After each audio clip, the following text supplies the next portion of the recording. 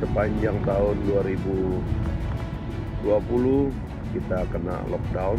Tapi saya ingin malam ini sambil jalan membuat semacam komentar kecil tentang apa yang sedang ramai dibicarakan oleh orang. Apa sih teroris yang disebut ini? Yang mana sih sebenarnya gitu? Kita itu seperti mendengar ada cerita lama yang diulang begitu. Setelah pembunuhan 6 orang yang belum dijelaskan secara baik. Nyawa itu tiba-tiba dibunuh, ya kan, mati, lalu diotopsi secara sepihak, ya, lalu tiba-tiba dikubur begitu.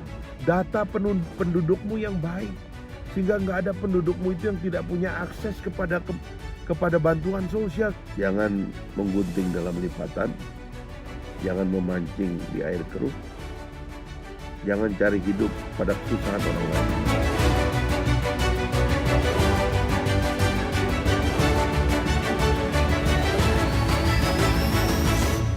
Assalamualaikum warahmatullahi wabarakatuh. Kebetulan sedang dalam perjalanan menjelang hari-hari terakhir tahun 2020 ini. Sepanjang tahun 2020 kita kena lockdown karena adanya COVID. Di belakang kata COVID itu ada 19. Artinya dia muncul memang pada tahun 2019 dia muncul. Tahun 2020 kita kena lockdown. Sementara itu kita menyaksikan persoalan lain. Bangsa kita tidak jadi menjadi penemu COVID, penemu vaksin. Jangankan menjual ke negara lain, kita justru mengimpor begitu banyak. Tetapi kita masih terus sibuk dengan isu-isu lama. Ya, sepertinya memang isu ini tidak akan selesai. Entah kenapa tidak selesai, kita tidak tahu. Tapi saya ingin malam ini sambil jalan membuat semacam komentar kecil tentang apa yang sedang ramai dibicarakan oleh orang pihak keamanan yang sedang memeriksa kotak amal. Saya tidak masuk ke isu teknisnya, tetapi saya ingin mengulang kembali apa yang mungkin dulu pada saat saya sangat aktif untuk berbicara di sosial media sudah ungkapkan beda antara ruang agama dan ruang negara, sehingga bagaimana cara keduanya itu disambungkan. Sebagai catatan awal yang sering juga sudah saya ulang-ulang bahwa kita ini punya ideologi negara yang disebut dengan Pancasila. Dan Pancasila itu adalah sebuah ide yang menurut saya itu lebih rumit daripada ideologi-ideologi yang ada di dunia ini. Jadi Pancasila itu kalau kata Bung Hatta itu jalan tengah. Jadi dia bukan sosialisme, bukan juga kapitalisme, ya. Dia bukan liberalisme, juga bukan komunisme. Dia juga bukan agama, tapi juga bukan sekularisme. Dia bukan kiri, tapi juga bukan kanan. Jadi Pancasila itu adalah jalan tengah. Itulah sebabnya dia itu rumit, karena mengkombinasi banyak hal yang di tempat lain itu tidak bisa disatukan. Mengkombinasi hal-hal yang di tempat lain tidak bisa digabung.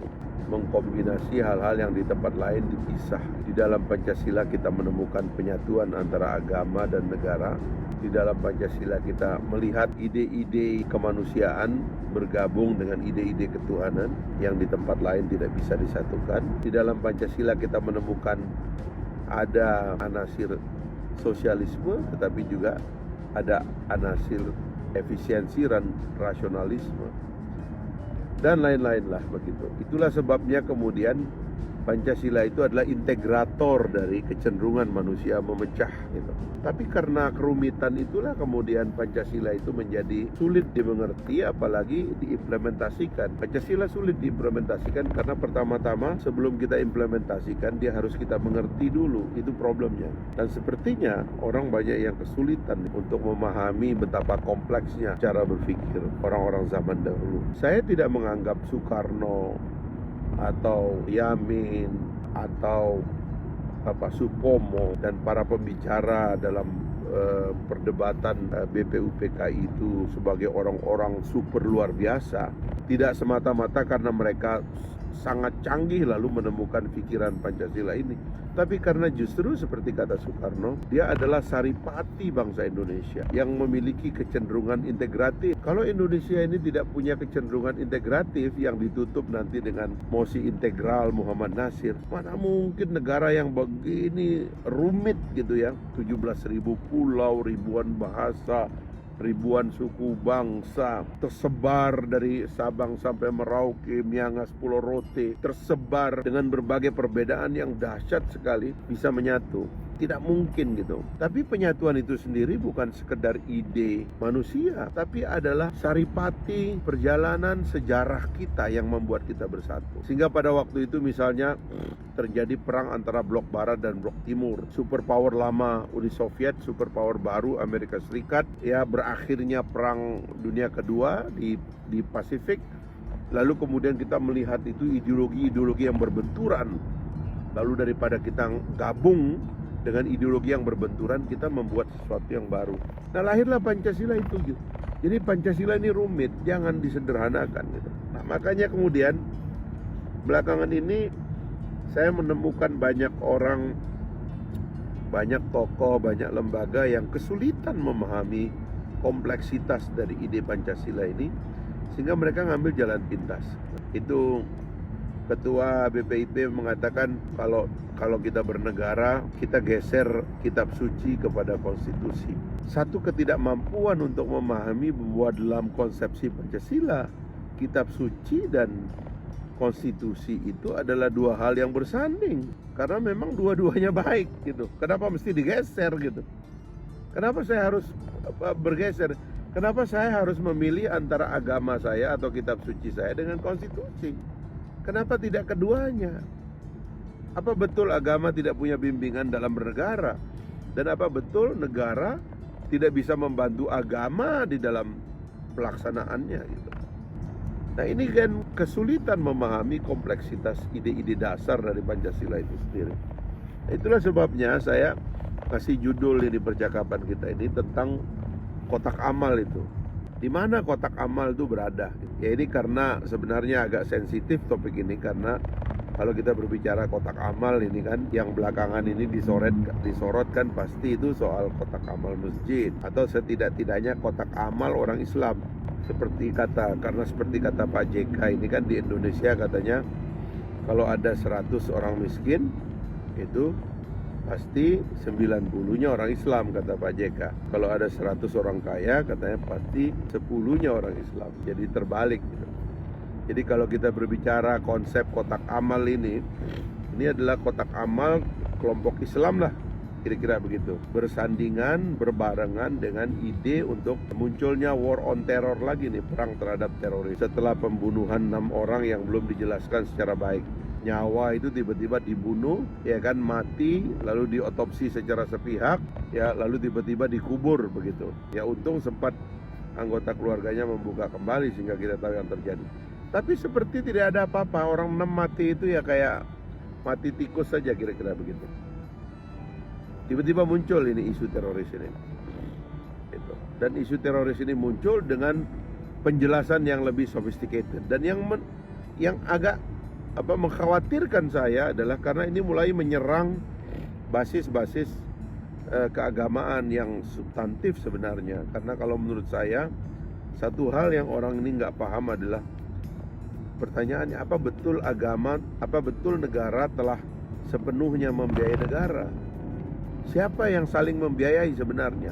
Mana yang lebih banyak agama dibiayai oleh negara atau negara dibiayai oleh agama? Ini kan satu ide yang rumit, yang kalau kita tidak mengerti cara meletakkannya itu, kita menjadi salah. Saya termasuk yang beranggapan bahwa agama lah yang melahirkan negara. Kenapa? Karena agama ada lebih dulu, agama umurnya lebih tua. Umat beragama itu lahir terlebih dahulu daripada warga negara. Itulah sebabnya bisa kita katakan agama dulu yang lahir, baru ada negara. Karena itulah kalau kita bersikap kepada agama, terutama elemen-elemen tradisional yang ada di dalam agama itu, kita perlu hati-hati. Jadi misalnya kalau sekarang ini kan setelah sekian abad kita beragama, lalu ada tuduhan bahwa kotak-kotak amal itu dipakai untuk membiayai gerakan teroris.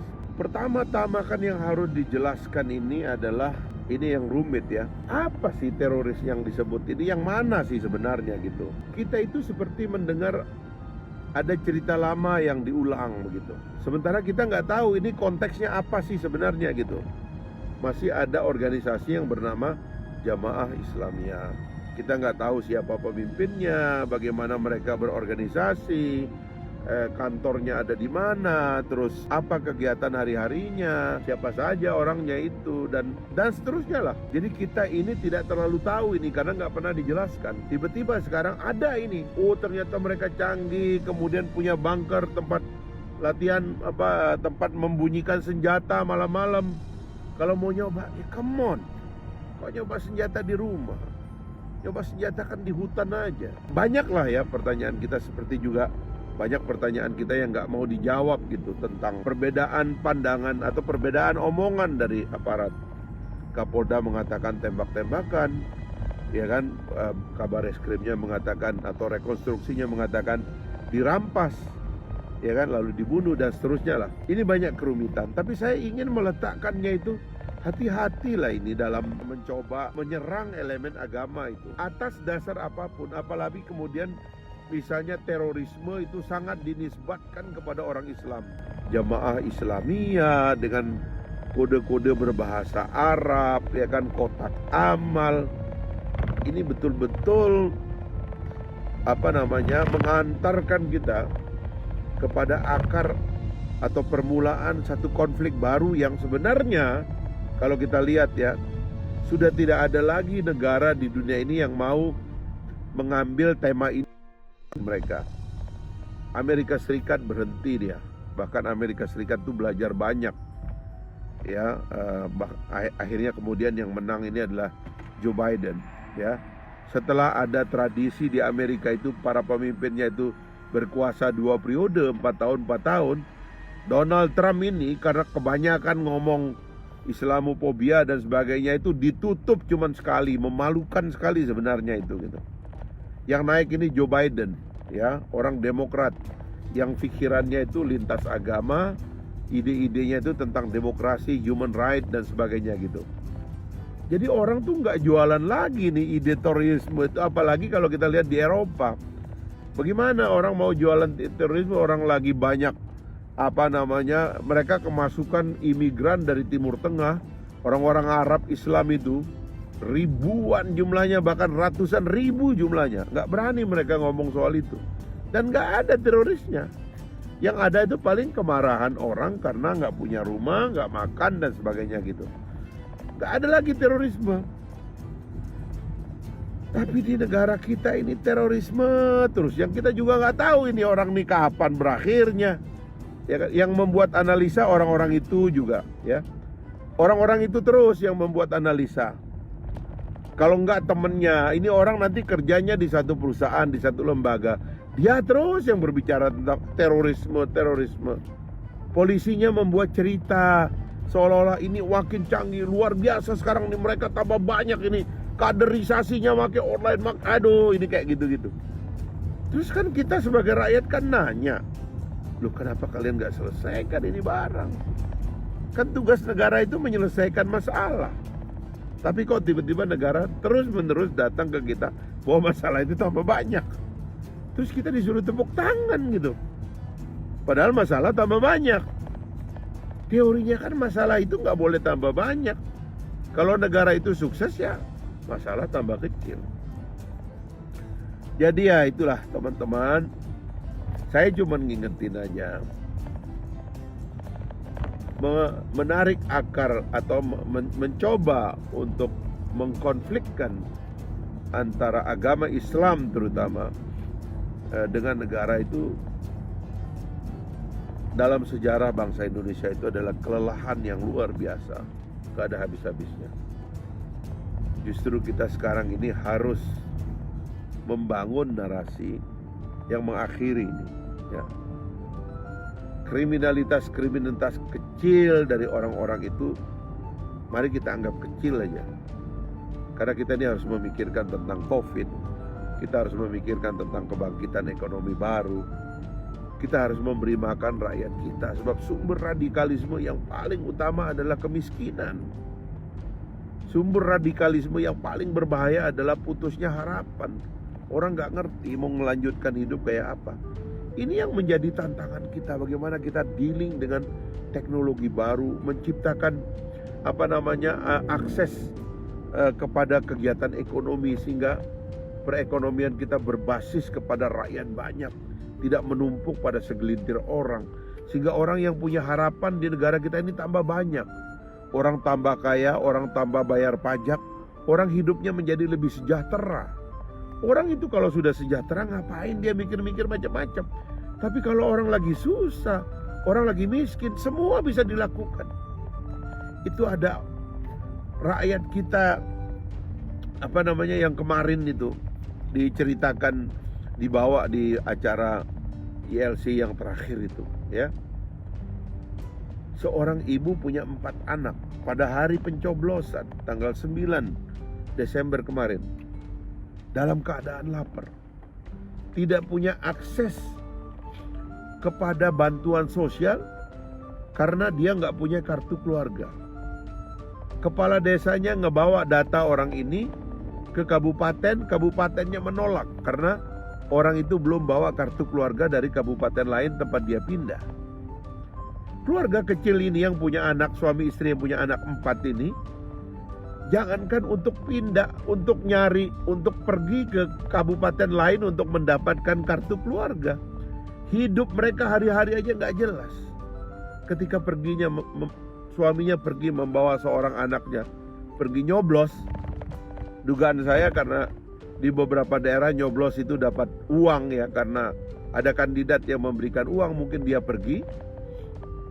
Lalu kemudian istrinya itu ditinggal dengan 3 anaknya yang dalam keadaan kelaparan. Istrinya melihat anak-anaknya, dia stres. Apa yang dilakukan? Dia lakukan tindakan membunuh anaknya. 3 anaknya dibantai oleh dia. Dan setelah itu dia bunuh diri. Ini kan yang berbahaya yang harus kita hadapi. Kok nyari persoalan lain, kok nyari penyakit lain? Rakyat ini perlu makan, ekonomi perlu dibangkitkan. Kehidupan orang itu harus digairahkan. Buka akses kehidupan. Data pendudukmu yang baik. Sehingga gak ada pendudukmu itu yang tidak punya akses kepada bantuan sosial. Sehingga orang itu gak frustrasi dan bunuh diri. Itu yang mesti dilakukan. Bagaimana mau mendata teroris? Rakyat umum saja yang susah kita gak bisa data. Bagaimana kita mau menyelesaikan persoalan-persoalan yang rumit itu apabila soal data penduduk aja kita nggak punya? Selesaikan data penduduk aja, maka teroris akan terdata. Karena orang yang nggak sekolah terdata, orang yang nggak makan terdata, orang yang berfrustrasi terdata. Gak usah mau ngontrol uang-uang dari kotak amal. Yang harus dikontrol tuh uang yang kalian terima dari sumber yang tidak jelas. Polisi masih terima uang di pinggir jalan. Pejabat-pejabat masih terima uang under table money. Korupsi masih merajalela di mana-mana. Itu uang itu yang harus dikontrol, bukan uang kotak amal masjid. Uang kalian yang kalian makan itu yang tidak halal itu yang membuat negara ini hancur.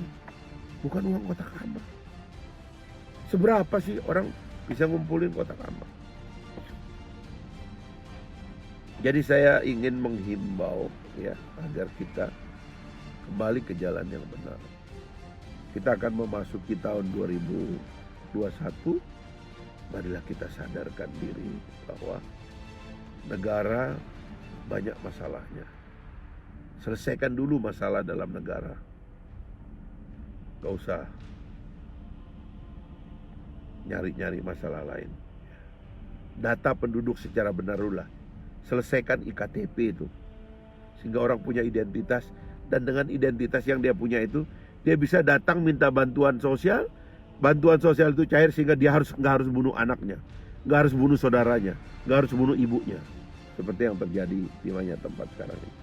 Data penduduk aja beresin dulu. Sehingga nggak ada orang yang frustrasi, nggak bisa berhubungan dengan negara. Begitu cara berpikirnya. Bukan cari yang lain-lain. Saya sudah sampai teman-teman sekalian. Mudah-mudahan pandangan yang saya sampaikan ini mengingatkan kita lah bahwa bernegara ada abjadnya.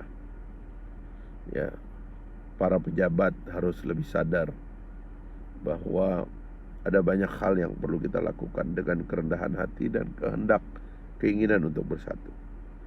Jangan mau dipecah belah, jangan berpecah. Ini waktu kita rekonsiliasi dan bersatu. Terlalu banyak masalah. COVID ini kita nggak tahu juga. Ini bisa panjang meskipun vaksin sudah ditemukan dan orang-orang mulai divaksin. Tapi ini bisa panjang. Karena itulah kita perlu bersatu, kita perlu kompak supaya kita bisa menghadapi kesulitan ini bersama-sama. Jangan menggunting dalam lipatan, jangan memancing di air keruh, jangan cari hidup pada kesusahan orang lain, apalagi kesusahan negara kita. Jangan korupsi bantuan sosial. Ya, zalim ya, setinggi-tinggi dan serendah-rendah kejahatan adalah mengkorupsi bantuan untuk orang susah, untuk orang miskin. Mudah-mudahan kita semua bisa mengingatkan semua orang dan gak usah takut ya, karena menasihati orang nanti dianggap ITE dan sebagainya. Gak usah takut, niat kita akan sampai asalkan tidak disertai kebencian. InsyaAllah kita akan punya kekuatan untuk terus melangkah. Assalamualaikum warahmatullahi wabarakatuh.